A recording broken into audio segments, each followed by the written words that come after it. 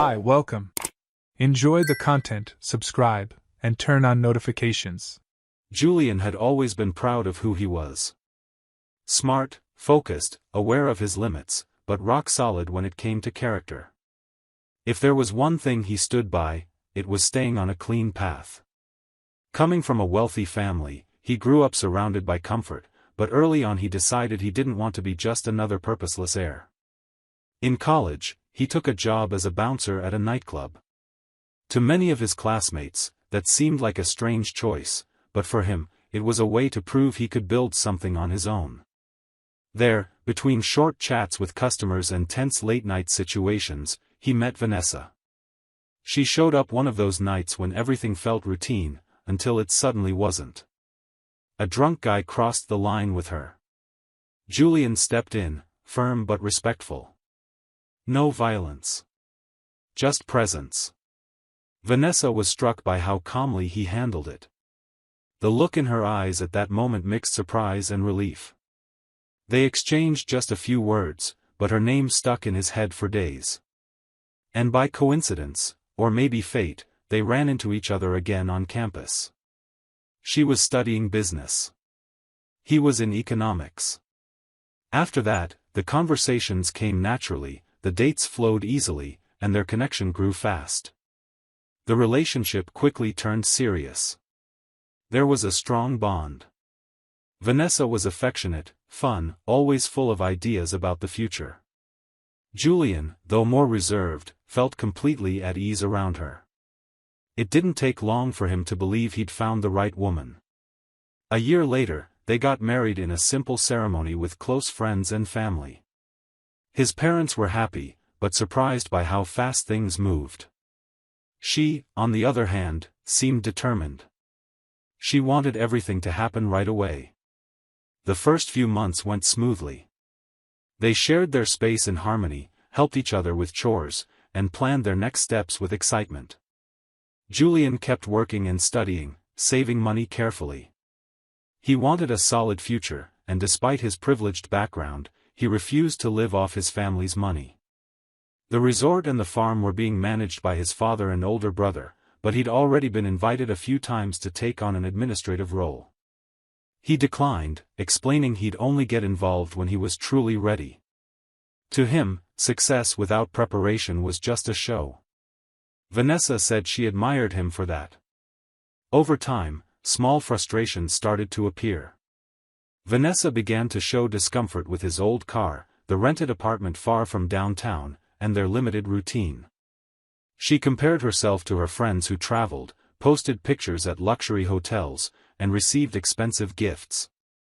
Julian listened, took a deep breath, and patiently explained.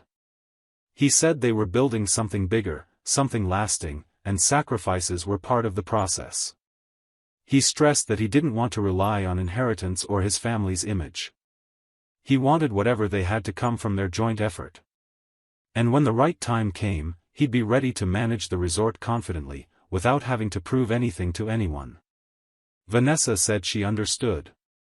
At first, she accepted his reasoning. She said she got it. But that understanding seemed weaker every time they talked. She started bringing up more and more how much easier things would be if he'd just ask his father for help. She said they were wasting time living this restricted life. Julian tried to highlight the positives: they were healthy, young, and laying a strong foundation. But his words didn't seem to land. Her impatience started showing in her looks, in long silences, in sharper and sharper comparisons. Julian began to feel pressured. As much as he loved Vanessa, he realized she saw their present as a setback. Some of her comments made him uncomfortable, things like, "Life could be so much better if you weren't so stubborn," or, "if you actually had ambition." He'd think about those words for days. He knew he was giving his all, and still, it never felt like enough. He tried to make up for it however he could. He brought her flowers after work, planned small surprises, organized little weekend trips. Sometimes she responded warmly, other times she'd just say, "Thanks," without any energy. What hurt Julian most was seeing her emotionally pull away. The spontaneous affection that used to be constant now felt calculated. Conversations got interrupted by distractions. Her phone rang more often, messages she'd read and quickly delete. He didn't want to become a suspicious guy, but it was impossible to ignore.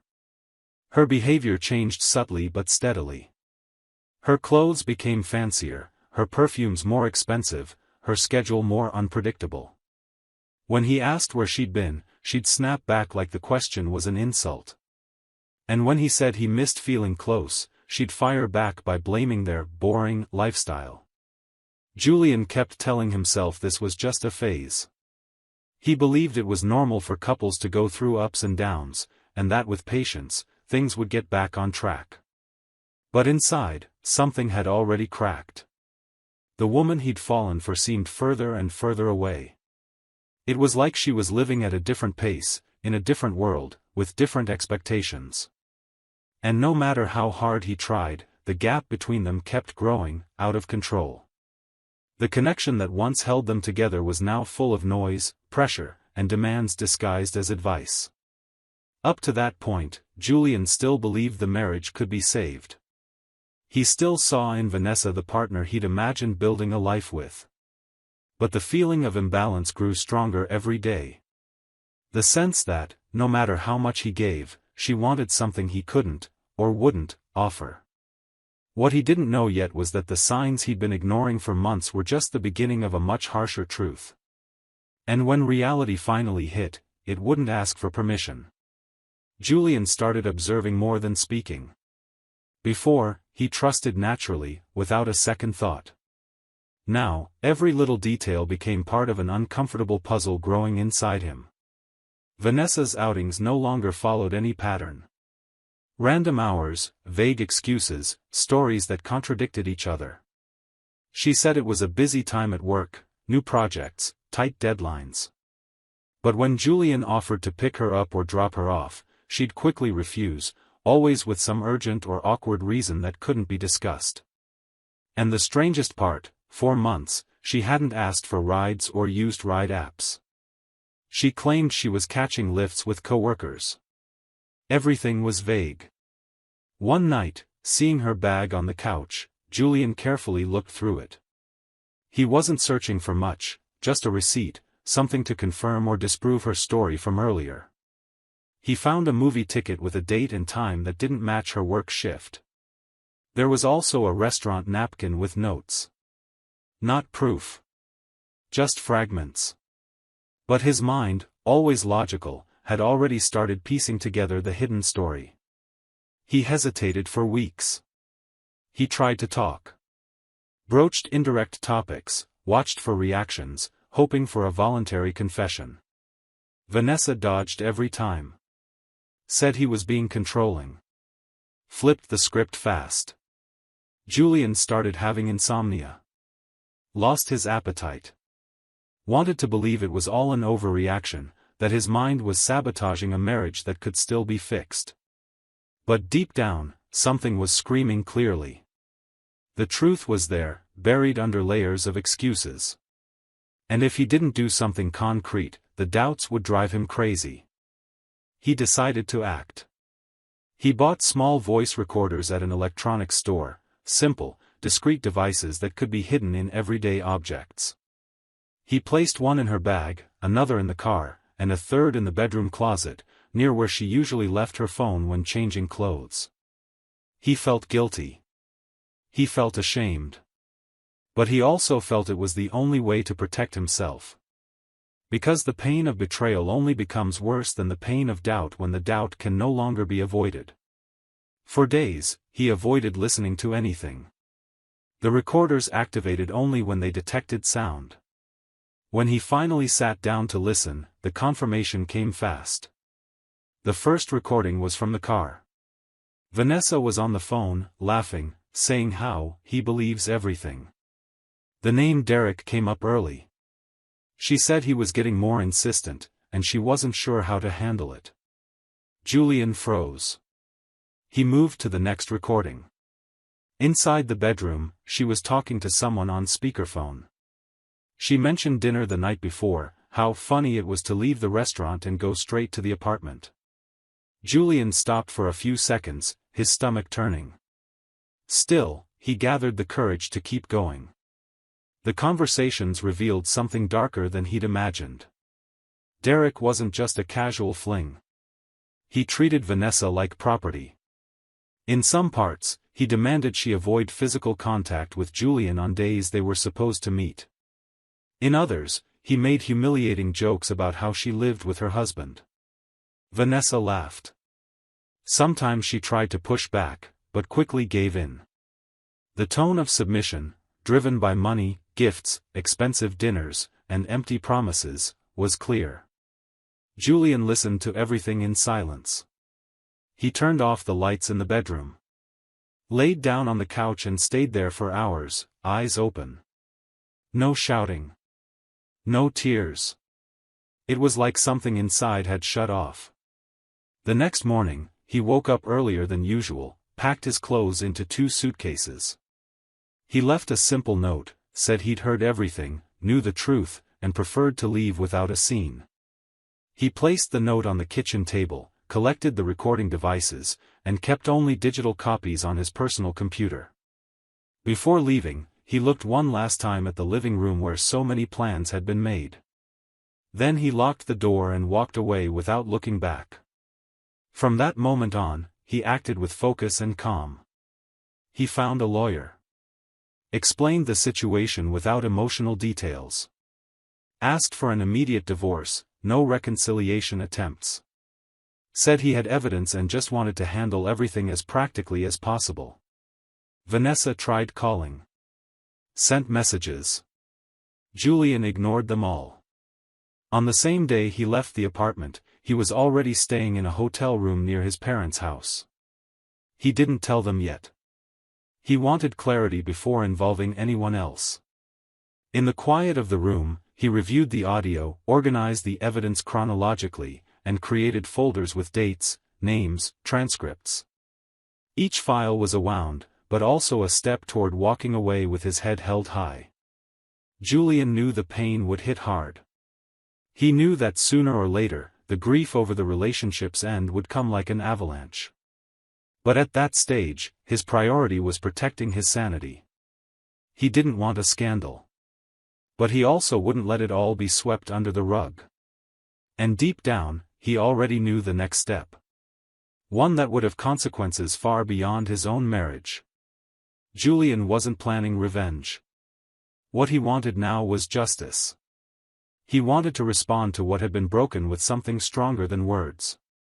After organizing the recordings, he pulled out specific clips and turned them into smaller files. At first, he kept this as legal protection. But as he reviewed everything more calmly, he realized one piece was missing, someone who deserved to know the truth just as much as he did, Derek's wife. Madison Holloway was known in social circles for her discretion. Polite, influential, from a respected family. The public image of the Holloway couple was flawless: charity events, controlled appearances, rehearsed speeches about family, loyalty, and values. Julian didn't know her personally, but a quick search brought up her social media profiles, her connection to the family business, and the number of the law firm where she worked. He wrote it all down in silence. For 2 days, he wrote and rewrote the content of an anonymous letter. He didn't want drama. He wanted facts, clear, straightforward. He attached the message to a USB drive with the most relevant audio clips and a folder of chronologically organized photos. In every detail, Julian was meticulous. He included times, dates, locations, conversation snippets. No judgments. Just evidence. When it was ready, he put everything in a plain brown envelope and sent it to Madison's office address. No return address. No warning. The next afternoon, he got a notification that the package had been delivered and received in person. Julian knew that from that moment on, he no longer had control. But he also felt a strange relief. Like he'd lifted a weight off his shoulders, even if it still existed, it was now shared with someone who had every right to know. What happened next came like a public avalanche. When Madison received the envelope, she went straight to the point. She called her husband and demanded he come home. Confronted him with the evidence. Derek, shocked, tried to deflect, then downplay it. Laughed. Said it was all fake, that someone was trying to ruin his reputation. She responded with a firm look and a silence that, according to close accounts, unsettled him more than any shouting ever could. The next day, Madison did something that even her friends didn't expect. She brought the scandal into the workplace. At the company's board meeting, in front of Derek's father, she presented the material she'd received, the audio files. Without changing her tone, she revealed that the corporate apartment had been used for intimate meetings with a married employee. She reported that company resources had been used to pay for dinners, trips, gifts, all to support the affair of the owner's son. And she ended with a direct line, "Either you take action, or I make this public." The impact was immediate. Derek's father, Victor Holloway, a man with a strict reputation and an unblemished business history, was stunned. This could destroy contracts, sponsorships, partnerships. More than personal shame, it was a threat to the empire he'd spent decades building. The decision came fast. Derek was formally fired, lost access to the apartment and corporate card, and was removed from all roles with a strict internal memo signed by the board. The termination was labeled "serious breach of trust." When the news reached corporate gossip outlets, blogs, business magazine columns, private groups, Derek's reputation collapsed. The man once seen as the clear heir to one of the state's biggest companies was now cited as an example of irresponsibility and abuse of power. Vanessa, meanwhile, also lost ground. Colleagues pulled away. Invitations dried up. Her social media turned into a minefield of subtle but cutting hints and comments. She tried to keep up appearances, but couldn't maintain the image of a strong, independent woman when everyone knew exactly what had happened. Julian learned all of this without lifting a finger. Mutual friends passed along the updates, curious about his reaction. He just listened and thanked them. No sarcasm. No satisfaction. Just listened and kept living. For him, Derek's downfall wasn't something to celebrate. It was simply the logical result of choices that, sooner or later, demand payment.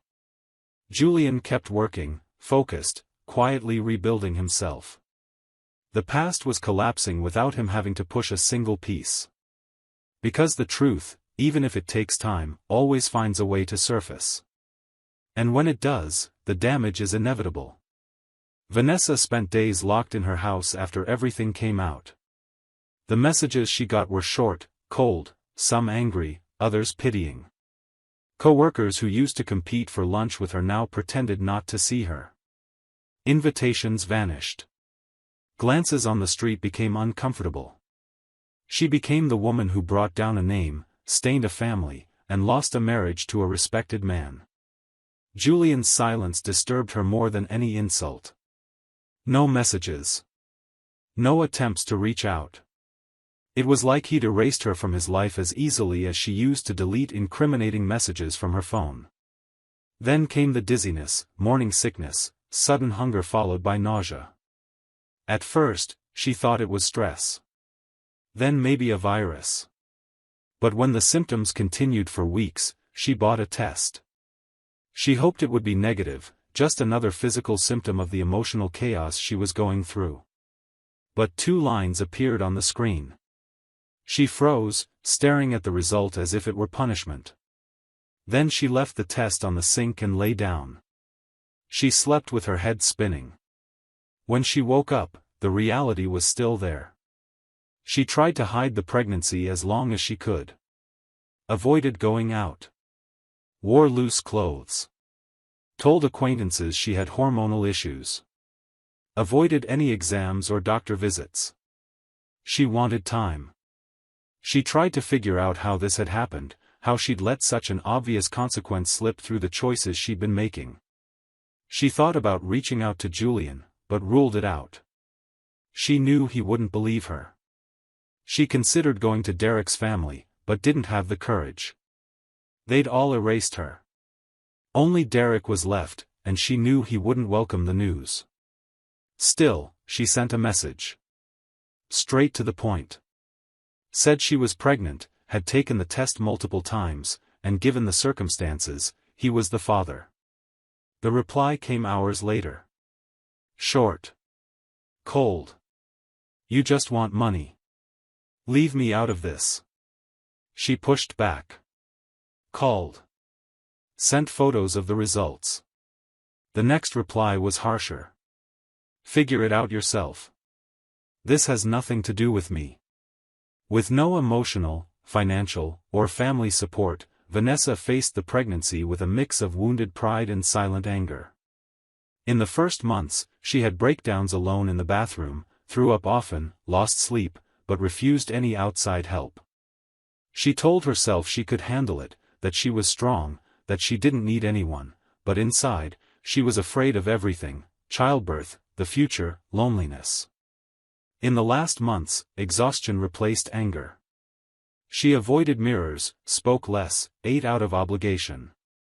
Every ultrasound was a painful reminder that this child was part of a story she wished she could erase. Still, she went through with it. She completed each stage of the pregnancy like someone serving a silent sentence. Afraid of exposing her situation further, Vanessa sought legal advice. When the baby was born, she filed a case. The judge ordered a DNA test. Derek tried to delay it, argued against it, but the result was undeniable. Full genetic match. The court's decision came days later: paternity recognized, child support required. He appealed, but lost at every level. At the same time, his already damaged image sank even deeper. Now, beyond being a cheater, he was seen as an unwilling father, someone trying to escape responsibility for a child. The few connections he had left disappeared. He had to sell his luxury car, then his apartment. Moved to another city. Looked for work outside the circles where his name still brought shame. He became invisible, far from the arrogance he showed at dinners and the promises he made while destroying someone else's marriage. Vanessa, alone, faced motherhood with resentment. There were no excited posts, no celebration photos. She raised her daughter with emotional distance. The shine she'd chased in trips, parties, and luxury now amounted to a crib in the corner of the room and sleepless nights. Friends vanished, her career stalled, old dreams lost their meaning.